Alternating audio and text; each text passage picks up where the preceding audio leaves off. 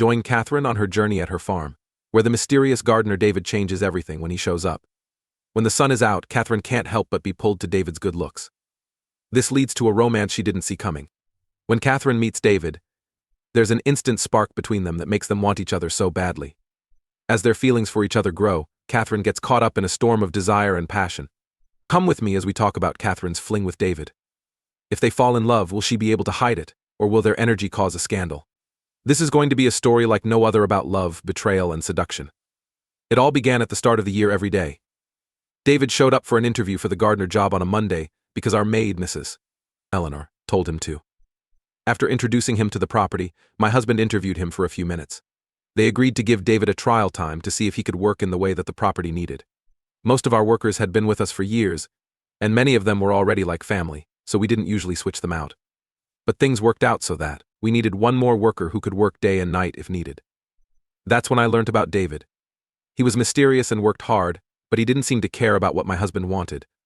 When I saw him for the first time, he was lying on his back in front of the kitchen stove stacking logs. He looked very focused on his work. My husband and I hadn't talked about the new pot yet. I didn't know what it would look like before I saw it. I only knew his name was David. I walked up to the worker, I said, "Hello." He turned around right away and cleaned his trousers by running his hands through them. "Hi, I think your name is Mrs. Catherine." "Okay," he asked for a moment, and I had no idea what to say. I saw our gardener in my mind. Older man Mr. Henry, who was fat and had trouble staying balanced on the stairs. He was a good and honest person. He wasn't old enough to do heavy work in the yard anymore, though. But there was a big, brown man with dark hair and skin in front of me. In contrast to Mr. Augustus David, in terms of what youth means. I thought he was probably between 25 and 30 years old, and later I checked, and it was true. David was only 28 years old, but he had been a farmer since he was 12 years old. "My name is Catherine, and yours must be David." I smiled back at them. At that time, I broke one of the rules my husband had set for me because I was so interested. During our time living on this huge farm after getting married, not talk to the workers. I gave up some old habits and was brave enough to ask him to tell me who he was because I wanted to know him better. "What do you think about the house?" I asked. "Have you already looked at the garden?" as I took an apple from the table stand. David did not move from where he was. He looked like he didn't know what to do next after what he was doing before I went into the kitchen or after answering my questions. He chose the second option. It was very big. Even though my boss told me to work mostly in the yard, Mr. Augustus showed me around it first thing in the morning. I think it was made by Mr. Henry. He said that you could tell he was humble and friendly. "Augustus has been here longer than I have, and the garden is what he does best," I replied. I told her, "I'm sure you'll do well after I ate the apple and swallowed it. You have what it takes to be great at everything you do." David only smiled, but I knew that what I said made him feel bad. At that very moment. I swear I didn't mean to say that, but David may have understood what my body was trying to say. We didn't talk for long, but it was interesting enough to learn a little about the person behind the tough guy persona David always put on. He came from a poor family, and as the oldest of 5 brothers, he started helping his dad work as a carpenter. He didn't say how old he was when he started working, but our best guess is that it was around the time he took his first steps into the real world.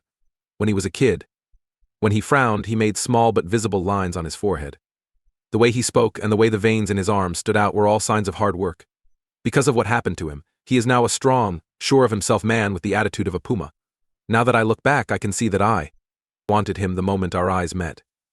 But at that time, I was having a hard time with my marriage and my husband's family kept telling me to have a child.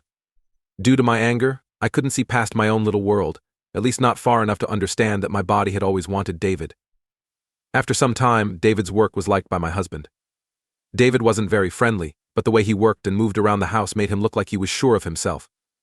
When I found out that David was also good at woodwork, I noticed, but so did the staff and my husband. Alexander, my husband, soon gave him other things to do. I didn't expect David's picture to start to blend in with every room in the house, as if he were always needed, whether it was to fix a door or get rid of a pest that was ruining the garden harvest, or even to help the cook carry the flour bags when I went outside to drink coffee in the morning. Later I learned that if I snuck into the backyard after dark, I might find David shirtless and sweaty from working hard all day. That was the end of the trial phase, and David was hired full-time to greet him. Alexander told Mrs. Eleanor to make food so that they could party with hot food and alcohol, which made the mood better. The party took place in the kitchen on the first floor. It was a well-known spot, but all the workers there, laughing and chatting, made me feel trapped and trapped. He kept going on and on about how important the job was and how happy he was to have David on the property. At one point he poured himself a shot of tequila and then raised his glass. But not before David said a few words of welcome. "David, I hope you'll think of this land as your home from now on." Alexander told David as he put his arm around his shoulders to show he understood. "Son, you will always be welcome here. Let's toast with glasses in hand." We all raised a toast to Alexander's happiness. But David didn't seem to feel the same way for some reason. He quickly got away from the attention. It seemed like the only person he felt safe with at that moment was Augustus. They spent the rest of the night together. I'm not going to lie. Being sane was leaving my mind at that point. Desire grew with every encounter, even if it wasn't important or meant anything. From a distance, every time I saw him at work or walking around the land, it looked like he was showing off. At least, that's what I thought until that morning. The crows of the roosters woke me up.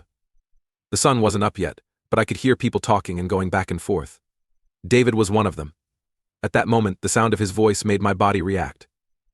The whole day had been very quiet. After taking a few calls at work, I went to the dining room to eat with Alexander's group. When we were done, we always said goodbye with a kiss that showed everything that had died between us. Then I went back to work, where I was busy for the next few hours with my usual tasks. I looked forward to the end of the afternoon, when I could take off the mask I had made over the years as the sun went down. I turned off the computer and ran to my room's deck. David got there every day at the same time. His boots were dirty and his button-down shirt was soaked in sweat. Even though he was in a terrible state, he was still attractive. Something was in the way. It was the way he walked with his shirt rolled up to his elbows or the sweat that fell from his face. That day, there was something different that made you can't take your eyes off of him. It changed everything and made things get out of hand. I watched David hide in one of the trees from the window, where I was hidden by the edges of the curtain. Before taking off the last button, I could see that he was taking off his shirt. David took a moment to check that no one was close. That's how he finished taking off all of his clothes. I can't put into words how I felt when I saw him with his guard down. The surprise that he had taken off his clothes to use one of them as a bath for a few seconds. Soon, the shock at how brave she was faded into the background. David was shocked by how much better the front view of his body looked than he had thought. David's virility was a sign that some people could make life worth living, and they gave him everything that would make a woman go crazy. Of course, I was no different. Being scared, I moved away from the window and ran for hours to my room. As the hours went by, I lay on the bed and stared at the ceiling. I had a hard time figuring out why I was so upset. She wasn't sure if it was because she had seen him without clothes on, or because she wanted him so much more than before. When I thought of Alexander, I thought of the young man he had been. And no matter how hard I tried to reach David's young look and the feelings he made me have at the time, nothing seemed to match what I saw in him. There was a big difference between them, and my body screamed to find out if David's charm was just as strong somewhere else. Being alone didn't help to take my mind off of Alexander's departure, though. Moved and became stronger that night. To get a special version of Jose Cuau, I waited until the workers went to sleep in their rooms, and then broke into the bar with a bottle in my hand. I got out of the house and walked for a while until my feet hurt. It was dark, and I was drunk, so it took me longer to look around and figure out where I was. Someone saw me leave the house and followed me, which is good because I didn't get lost that night. "My name is Sarah. Are you okay with that?" I did not understand who I was speaking with. I was still looking up at the stars, and the weight of the bottle on my wrist was the only thing that kept me from going crazy. David was there when I looked. My mind wasn't as quick as my body. And then I kissed him right away. David left me right away, though, so that first meeting didn't last long enough. What did you want out of me that you didn't let me feel scared or ashamed? So when I answered, it wasn't the shy and submissive Catherine who always wants Ed or someone else to speak for her. It was the woman who was raging with desire. "David, I want you. I can't take it any longer because I've done it for so long." He kept his distance from us, so I whispered to try to get closer. He didn't answer. I dropped the bottle. I didn't care about the sound of the liquid getting spread out on the ground. I then put my hands on his wrists and gently squeezed them. "If you both want it, now is the time." David just stood there and looked at me for a moment. From that moment on, I remember that my heart did not stop beating for those seconds. From the moment our lips touched for the second time, it felt like time had stopped and nothing was important.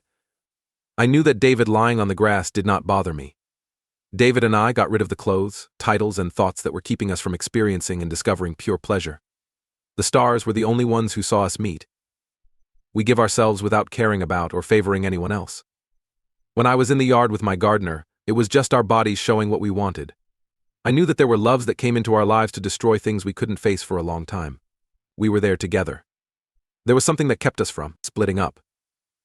And the more I gave in to the pleasure, the more David gave me of himself, his body, his soul, and his strength. He could do everything at once, bring back things you thought were dead in your life, and make you a woman who is loved and wanted again. What came next? I can't remember. Do we kiss goodbye like Alexander and I did every time we went our different ways? Was it agreed that it was a mistake, caused by drinking and restrained desire? The next morning, I didn't know. The memories of what happened on the lawn were still fresh in my mind, and every time I breathed in and out, the friction of my clothes against my skin reminded me of his hands exploring in the hot morning sun, to the fire that his attention had lit inside me that morning. Still fresh in my mind, when I saw him in the kitchen, his look told me that what had happened wasn't because he was drunk, that there were no regrets or excuses, that he hadn't done what his boss told him to do, and that he hadn't felt like he had to make a lonely woman like me. Because he felt sorry for himself, his eyes told him that he liked what had happened, and sometimes wanted to do it again. 1. Time events leave marks on you that you can't explain. That mark David had made on my skin would not be easy to get rid of, I was sure. Now it's your turn. Think I was able to keep that secret from my husband? I know what I did was wrong, but sometimes you should trust your gut. And this was my case. Like the movie and subscribe to the channel if you want to see more confessions like this. Thanks a lot, and see you next time.